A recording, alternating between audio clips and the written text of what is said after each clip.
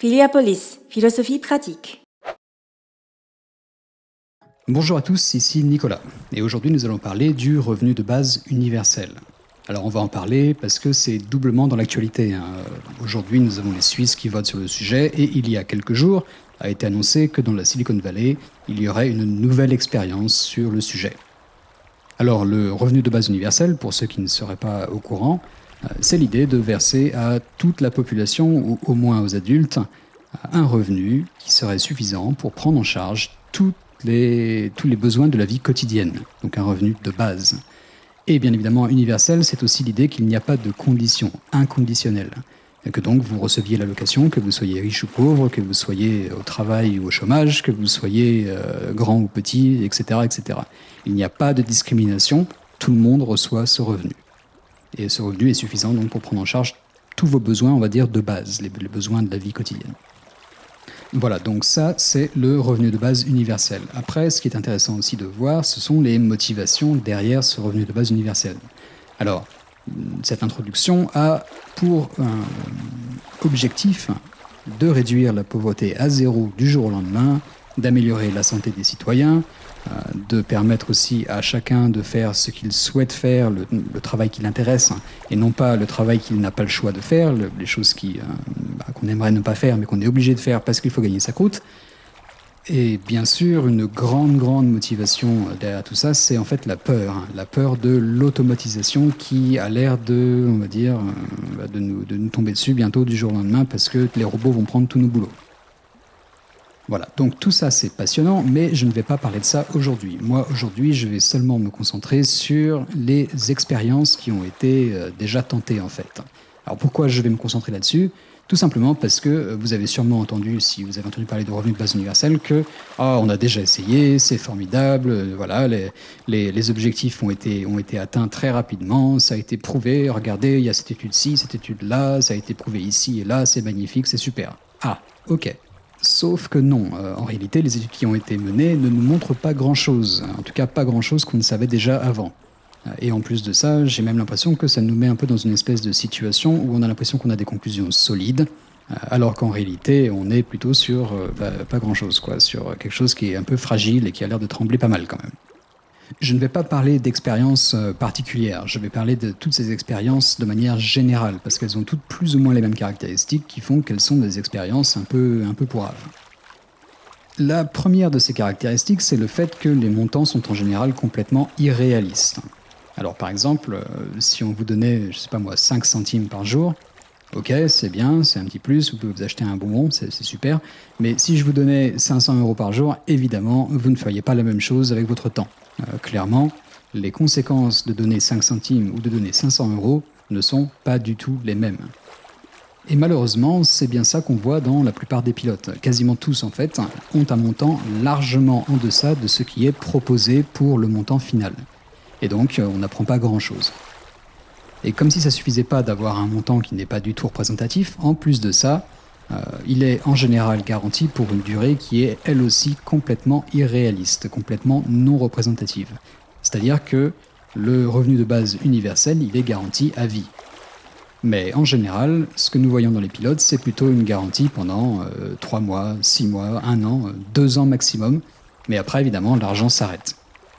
Alors, ça c'est assez évident, mais je le répète quand même, si on vous donne une somme d'argent pendant 2 mois, évidemment, ça n'est pas du tout la même chose en termes de changement de comportement que si on vous garantit la même somme d'argent, mais à vie. Eh oui, c'est comme le fait d'avoir une petite prime de fin d'année ou d'avoir une retraite. C'est pas la même chose. Évidemment, si vous allez avoir de l'argent garanti tous les jours, peut-être que vous arrêtez de travailler, alors que si l'argent n'est garanti que pendant 1 ou 2 mois, non, vous mettez juste l'argent de côté, mais vous continuez à travailler. Vous n'allez pas arrêter votre carrière juste parce que vous avez reçu une prime, c'est évident. Et en termes de durée, il y a encore un autre problème d'ailleurs. C'est le fait que nous sommes habitués à notre mode de vie, et pour changer les choses, ça met du temps. Personne ne change du jour au lendemain complètement. Si vous êtes habitué à aller au travail tous les jours pour gagner un salaire, le fait qu'on vous donne de l'argent comme ça, sans condition, peut-être que ça va prendre 2 ans, 3 ans, 5 ans, 10 ans, avant que finalement vous commenciez à vous dire « Bon, moi j'en ai un peu marre d'aller bosser, et puis de toute façon j'ai l'argent qui vient tous les jours, Est-ce que je pourrais pas essayer autre chose? Oui, tout ça, ça met du temps. Et évidemment, si le pilote ne dure que 2 ans maximum, eh ben, vous n'aurez pas le temps de changer vos habitudes et puis de commencer à consommer autrement, à travailler autrement, à faire les choses autrement, de manière générale. Alors j'entends déjà les partisans du revenu de base universel venir vers moi en disant oui d'accord, ok, c'est pas exactement pareil que l'introduction de la vraie formule du revenu de base universel, mais ça en est quand même pas loin et ça montre au moins la direction vers laquelle les choses vont évoluer. On a bien vu que après avoir donné un peu d'argent à des gens pendant un petit peu de temps, eh bien ils ont toujours travaillé autant, en tout cas presque autant. Ils ont été en meilleure santé, etc., etc. Les choses se sont améliorées un petit peu et en tout cas ne se sont pas dégradées de beaucoup. Ok, très bien, tout ça je ne le nie pas. Mais évidemment, ça ne prouve pas grand-chose. Ça ne prouve pas grand-chose pour les raisons que j'ai citées avant, c'est-à-dire que en laissant plus de temps aux gens, leurs habitudes vont changer probablement encore plus qu'elles n'ont déjà changé. Et en plus de ça, quand on donne un petit peu de morphine à quelqu'un, ça marche plutôt bien, hein, ça calme la douleur, c'est super. Mais quand on donne beaucoup de morphine, évidemment là, c'est plus la même chose. Donc, la dose est importante. On peut avoir à petite dose un bon effet et à forte dose un très mauvais effet.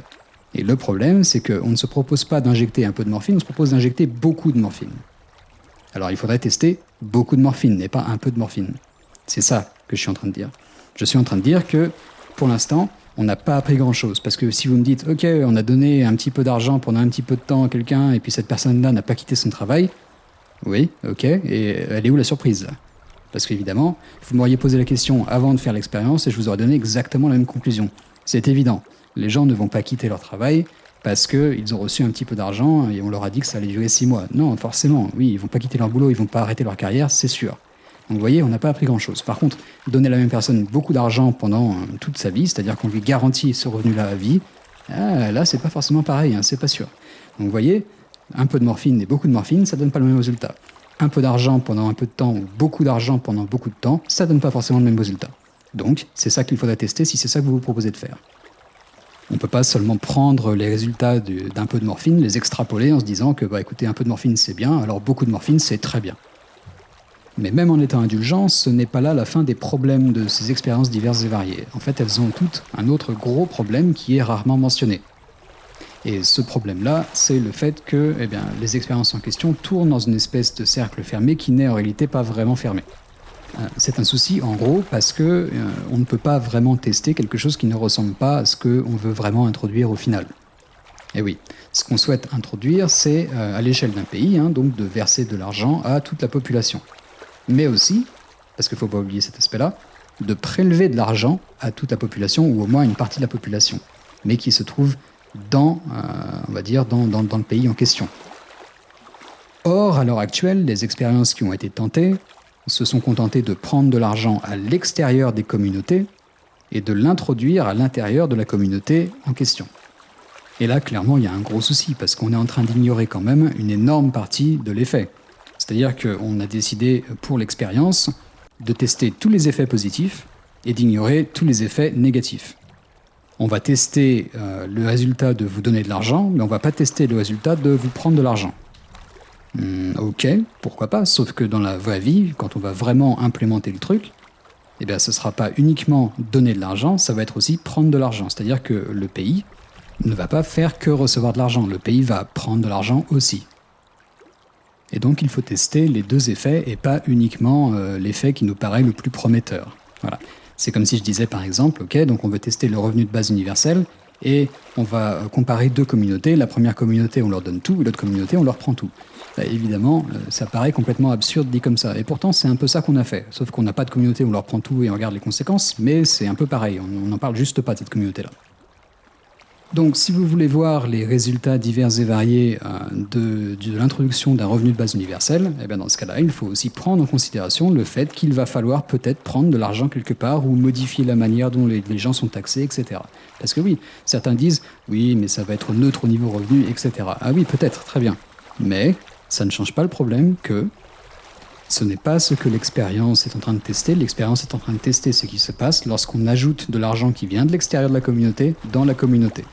Ce n'est pas du neutre, c'est du positif.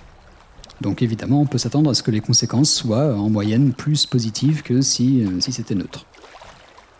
Et pour enfoncer un peu plus ce clou, nous avons aussi le problème de la pression sociale, ou plutôt l'absence de pression sociale. Parce qu'en réalité, si vous êtes en train de tester sur une toute petite communauté, évidemment, tout le monde a les yeux rivés sur cette communauté.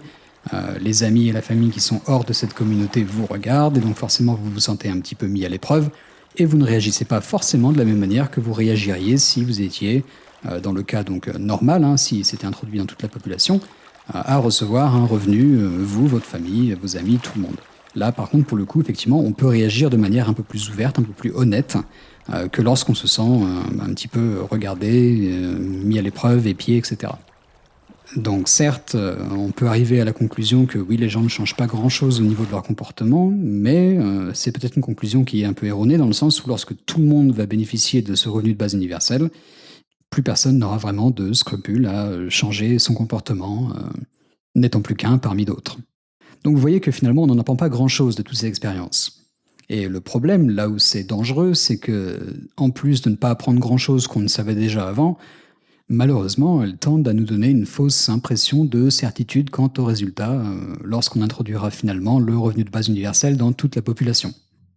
Je pense que d'une certaine manière, on a tous envie finalement d'avoir ces conclusions et de prouver ces conclusions.